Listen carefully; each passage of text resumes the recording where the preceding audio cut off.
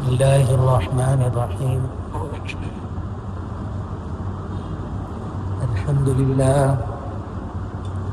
الحمد لله وحده، والصلاة والسلام على من لا نبي بعده ولا رسول بعده ولا معصوم بعده ولا أمة بعد أمتي ولا كتاب بعد كتابي.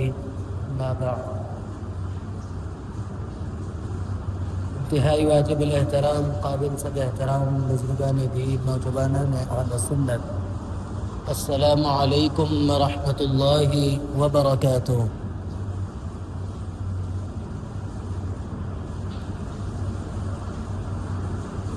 ذی الحجہ کے دن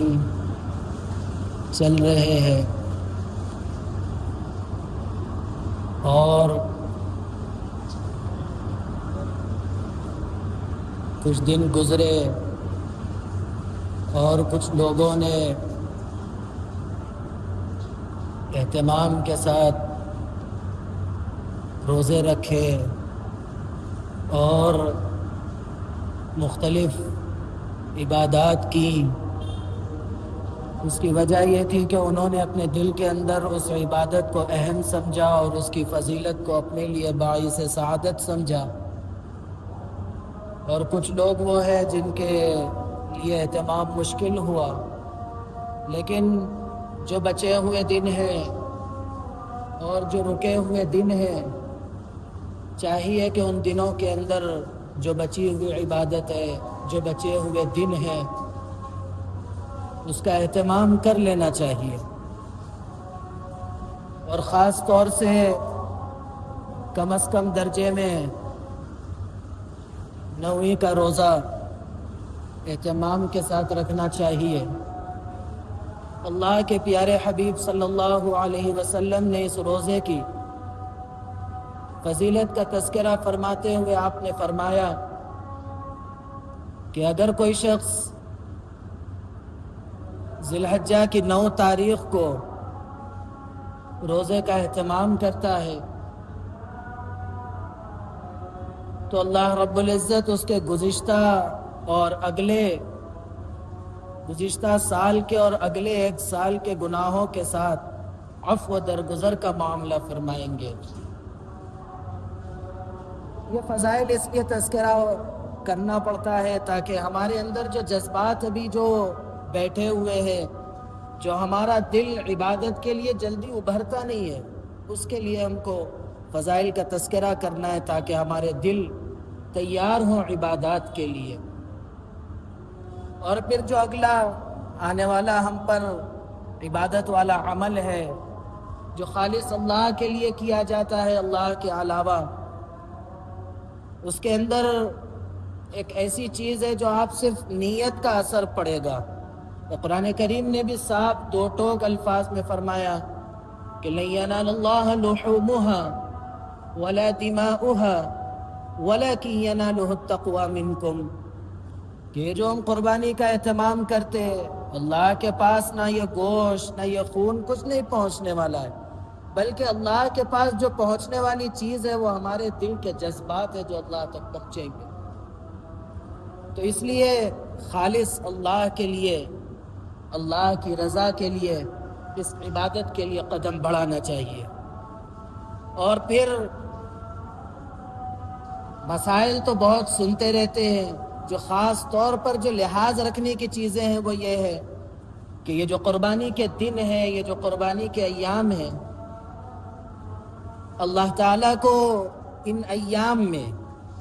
قربانی سے افضل اور بہتر کوئی عمل نہیں ہے اللہ کے نزدیک۔ اس لیے یہ جو عجیب لوگوں کی طرف سے یہ چیزیں کہی جاتی ہے کہ آپ اپنی 1 آدھ قربانی کر لیجئے، کوئی کہتا ہے گھر کی طرف سے، کوئی کہتا ہے 1 آدھ بڑا گھر کا کر لے، یہ جو مختلف واہیات قسم کی جو باتیں کرتے ہیں، ان کے لیے یہ چیز ہے کہ آپ اللہ کے نبی علیہ السلام کے اس فرمان کو ذہن میں رکھنا چاہیے کہ اللہ رب العزت کے نزدیک قربانی سے بہتر اور افضل کوئی عمل نہیں ہے، اس لیے اہتمام کرے قربانی کا۔ اور خاص طور سے اب جہاں اہتمام کا مسئلہ آتا ہے وہاں قابل غور مسئلہ یہ ہے کہ ہم اپنی قربانیوں کو ان لوگوں کے ہاتھ نہ دیں جو مسائل سے ناواقف، جن کی نمازوں کا اہتمام نہیں، ایسے عجیب عجیب احوال سے دو چار رہتے، وہ قربانی کے مسائل سے تک واقف نہیں رہتے، لیے کسی قصاب کو حصے میں دے دیے، یہ چیز مناسب نہیں ہے۔ اور آگے بڑھ کر ایک چیز یہ ذہن میں رکھیے کہ اگر کسی قربانی کے حصے میں حرام مال بھی شامل ہوتا ہے تو وہ سب کی قربانی خراب کرنے کا عمل کرتا ہے۔ اسی لیے آپ جہاں حصہ لے رہے ہیں، اگر بڑے میں اگر حصہ لیتے ہیں تو اس چیز کا لحاظ رکھے کہ آپ جو ہے ایسی ویسی جگہ نہ لے، بلکہ اہتمام یہ کرے کہ اپنے چند افراد مل کر ایک قربانی کر لو، یا پھر جو ہے جیسا ممکن ہو سکے، جیسا آسان ہو کرے، لیکن کوشش اس بات کی کرے کہ ہمارا قربانی کا عمل ہمارے اپنے ہاتھ سے ہو، کہ ہمارا جانور ہم خود ذبح کرے۔ ایسا نہ ہو کہ کس کے حوالے کر دیے، کون ذبح کر رہا نہیں کر رہا، اس کے بعد جو ہے ایسا نہ ہو کہ ایک جانور میں سے 8 حصے 9 حصے بن کر ہمارے گھر کو پہنچ رہے، ایسا نہ ہو،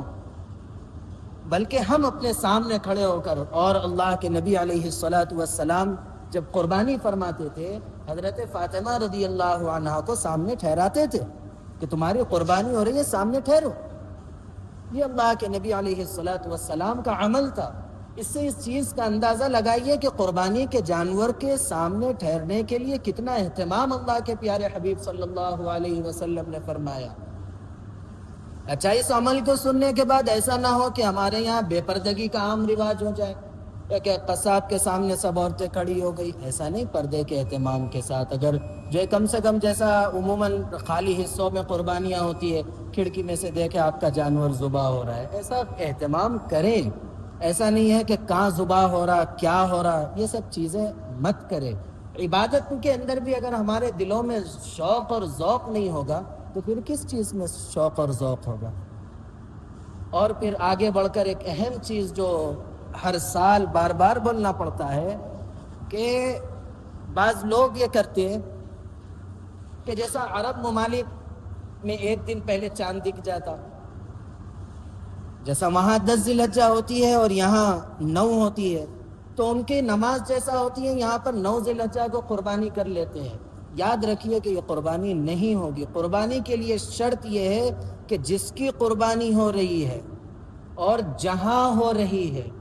دونوں جگہوں پر عید کے دن کا ہونا لازم ہے، ایام قربانی کا ہونا لازم ہے۔ جیسا اگر ہم یہ چاہیں گے کہ ہمارے لحاظ سے تیسرے دن کریں گے تو ظاہر سی بات ہے کہ ان کے پاس قربانی کے دن مکمل ہو گئے،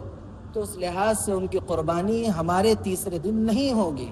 پہلے اور دوسرے دن ہی ان لوگوں کی قربانی ہوگی۔ تو ان 2 دنوں میں ہی قربانی کا اہتمام کرے جو لوگ باہر سے کرتے ہیں، باہر سے کرواتے ہیں۔ یہ مسئلہ خاص طور پہ ذہن میں رکھے، ایسا نہ ہو کہ کم علمی کی وجہ سے اپنے قربانی کے اس عظیم عمل کو ضائع کر دے اور اکارت کر دے،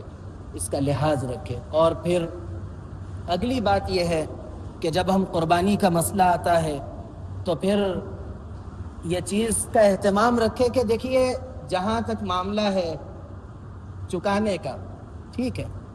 کوئی برائی نہیں ہے، لیکن ایسا نہ ہو کہ دل دکھا دیا جائے، دل کو تکلیف پہنچا دیا جائے، ایسا عمل نہ ہو، بلکہ جہاں تک ممکن ہو سکے آپ جائز قیمت میں آپ جانور حاصل کریے، لیکن بیوپاری پہ ظلم کا جو ہے آپ رویہ مت اختیار کیجیے۔ آپ قربانی کے لیے جو خرچ کرتے ہیں، جتنا خرچ کرتے ہیں، اللہ کے یہاں اس کا اجر محفوظ ہوتا ہے۔ ایسا نہیں ہے کہ آپ جتنا سستے میں آپ جانور خرید کے لا کے فخر کریں گے تو ایسا نہیں ہے کہ آپ کا ثواب بڑھ جائے گا، بلکہ آپ جتنا خرچ قربانی کے اندر کریں گے اتنا اللہ کے یہاں اس کا اجر و ثواب محفوظ ہوگا۔ اس لیے ان چیزوں کا لحاظ رکھے، اور خاص طور سے اب جو کرنے کے کام ہیں، 3 کام ہیں۔ ایک عرفے کا روزہ، ایام تشریق کی تکبیریں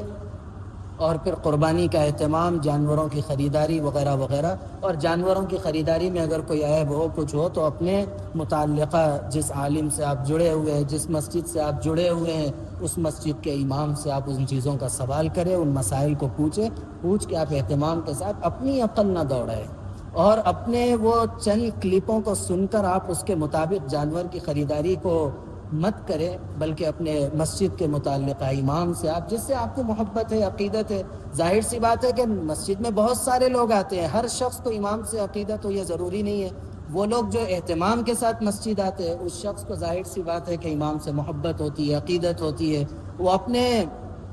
مسائل کا، اپنے دین و شریعت کا مرجع و مرکز اسی کو سمجھتا ہے، اسی لیے اپنے امام سے محبت رکھے اور اسی سے اپنے دینی مسائل پوچھے. یہ جتنے یہ آن لائن کے سسٹم ہیں، یہ سب ختم کریے اور جو ہے وہ طریقہ اختیار کیجئے جو آپ کو سچ اور حق بتاتا ہے. اور تیسری 3 ہو گئے نا. بہرحال اللہ رب العزت ہم سب کو توفیق عمل نصیب فرمائے. اللہ رب العزت اہتمام کے ساتھ تمام عبادات کی توفیق میسر فرمائے، اخلاص کے ساتھ تمام عبادتیں کرنے کی توفیق عطا فرمائے. اللہ رب العزت